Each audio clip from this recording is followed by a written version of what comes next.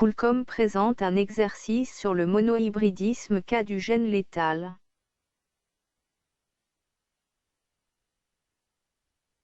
Pour comprendre le mode de transmission d'un allèle mutant chez le diamant mandarin. C'est un espèce d'oiseau. Un aviculteur a réalisé 2 croisements entre des individus de phénotypes suivants. Un phénotype sauvage à face grise et un phénotype mutant à face noire. Utilisez les symboles B majuscule et B minuscule pour les 2 allèles sauvages et mutants.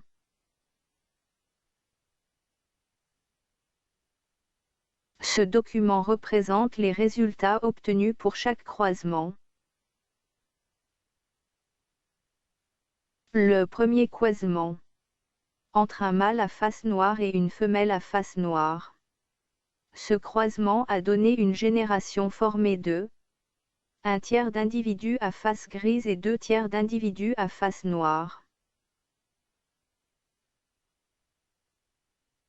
Le deuxième croisement entre un mâle à face noire et une femelle à face grise.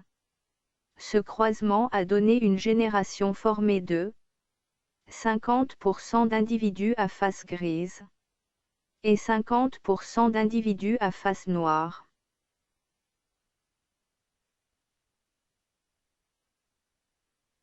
Remarque importante. Le croisement réciproque du premier croisement donne des résultats identiques.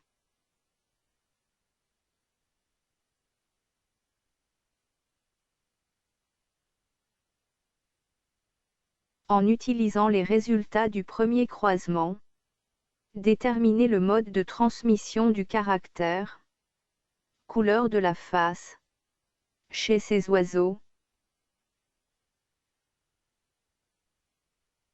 Les parents croisés diffèrent par un seul caractère, concernant la couleur de la face, c'est-à-dire que le caractère étudié est contrôlé par un seul gène, ou un couple d'allèles. Il s'agit donc d'un cas de monohybridisme. La descendance du premier croisement est constituée de 2/3 d'individus à face noire et 1/3 d'individus à face grise. Donc les individus à face noire ne sont pas de race pure. Ils sont des hybrides. Et on déduit que l'allèle responsable de la face noire est dominant, et l'allèle responsable de la face grise est récessif. Les proportions phénotypiques observées dans la génération issue de ce croisement indiquent qu'il s'agit d'un gène létal. Le croisement réciproque, appelé aussi croisement inverse, donne les mêmes résultats. Donc, l'hérédité étudiée est non liée au sexe.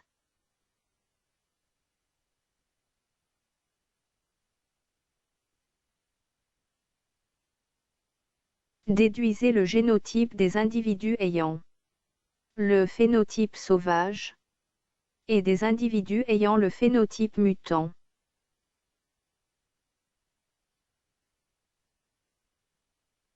Le génotype des oiseaux à face grise comporte 2 allèles identiques.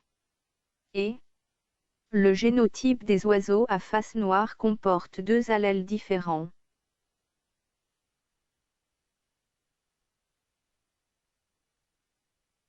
Donnez l'interprétation chromosomique du premier croisement. Les individus Kona croisés sont hétérozygotes, c'est-à-dire hétérogamétiques. Chaque individu donne 2 types de gamètes avec des proportions 1/2 pour chaque type. Dans l'échiquier de croisement, on rassemble les gamètes pour obtenir les phénotypes.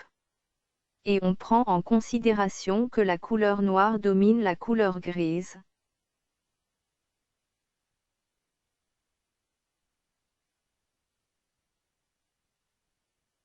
On a trouvé 2 tiers et 1 tiers puisqu'il y a une proportion 1 quart, qui va être éliminée grâce à la létalité. C'est-à-dire, les individus qui portent les génotypes grand B et grand B vont mourir. Donc les résultats théoriques sont conformes aux résultats expérimentaux.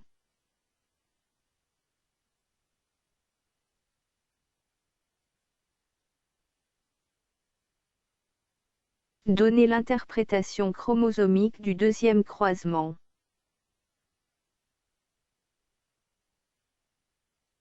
On croise un mâle à face noire et une femelle à face grise.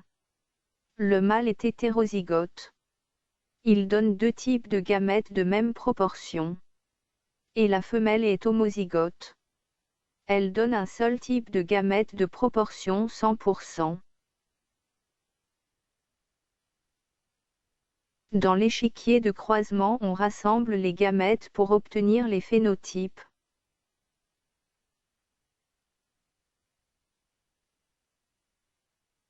D'après l'échiquier de croisement, on obtient 50% de phénotypes sauvages à face grise et 50% de phénotypes mutants à face noire.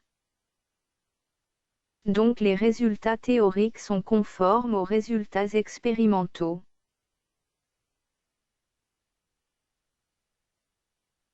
Merci de votre attention.